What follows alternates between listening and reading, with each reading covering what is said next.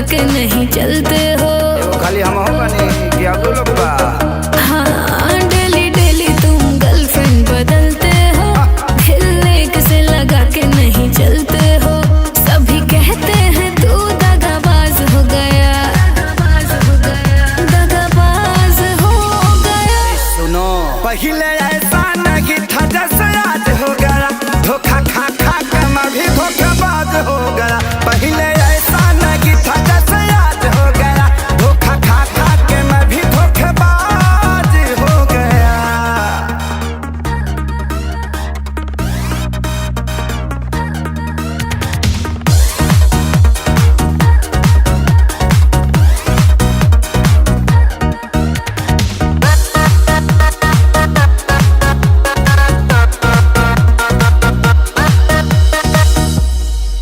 लड़के भी लड़कियों को फंसाते हैं, सब पाते ही वो छोड़ जाते हैं। हम अकेले पाते हैं क्या?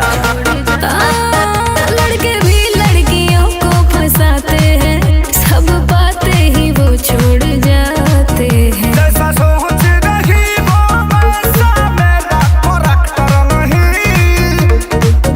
आम आदमी हूँ मैं, कोई फिल्मी एक्टर नहीं। बात वायरल है तू छोरी बाज हो गया।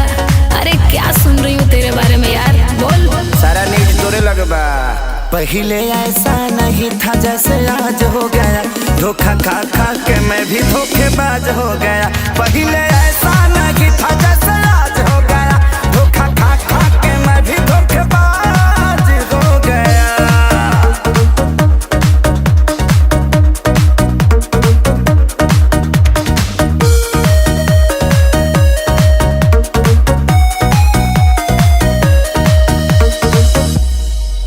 दिल वाली से दिल जो लगाओगे, सच्चा वाला तभी प्यार पाओगे। सब यही कहती है लेकिन कोई मिले तो सही। हाँ, दिल वाली से दिल जो लगाओगे, सच्चा वाला तभी प्यार पाओगे। अब किसी भी लड़की पर मुझको ट्रस्ट नहीं, चाहे धोखा मिले या प्यार, कोई कष्ट नहीं। श्याम देहाती आजाद भी नाराज हो गया, और कितनों को नाराज करोगे यार, अब तो सुधर जाओ। जीवन विवादे में रहला। पहले